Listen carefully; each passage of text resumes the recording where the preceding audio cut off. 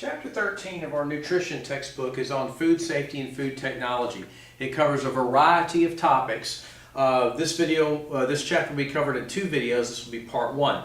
Now, of all of the issues that the chapter brings up, one of them far outstrips all the others in terms of significance, and that is foodborne illness. It's a critical concern. Most people have experienced foodborne illness or will experience it sometime in their life. Many cases of the so-called 24-hour stomach flu were cases of foodborne illness or food poisoning. Now, what causes foodborne illness? Well, some viruses can cause it, such as hepatitis. Bacteria are the number one culprits of food poisoning. Your notes in your textbook list you some examples. Fungi do not cause a lot of cases, but they are implicated in some. Marine algae only becomes relevant when it comes to red tide incidences, and some plants can have toxins in them naturally or can build up under certain circumstances, such as solanine in potatoes and the like. Now, conditions that are favorable for foodborne illness are primarily those that favor bacteria: warmth, moisture, and nutrients.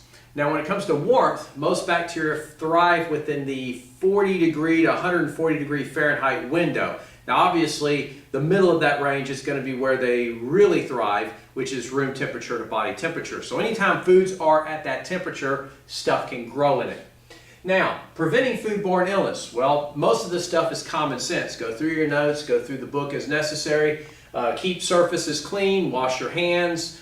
Don't cross-contaminate, meaning things that touch raw things should not touch cooked things, otherwise it recontaminates cooked things.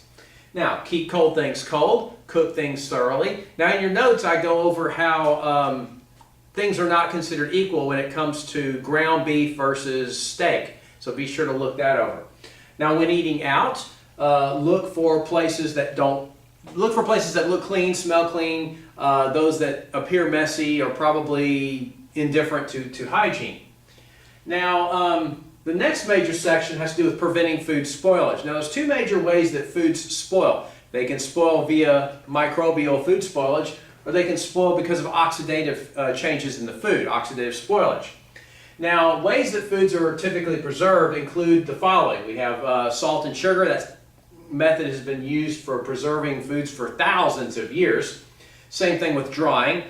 Smoking has its preservation properties as well, keeping things cool, of course. Going back to before refrigeration, they had ice boxes where they had blocks of ice in there. Industrial canning involves sealing something in a container and sterilizing it while it's in a sealed environment. Pasteurization involves a flash heat process. First developed for wine, it is used primarily for milk products now.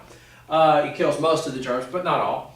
Aseptic packaging is those little pouches that, like the juice pouches or the tuna pouches. It's a lot like canning except without the can. Preservatives, that will be in the section on additives in the second video. They're used to prevent spoilage and extend shelf life. Irradiation is the use of high-level radiation to kill germs. This particular method, even though it is effective, has not been in widespread use, in part because of the expense involved in both the usage and the disposal of radioactive materials.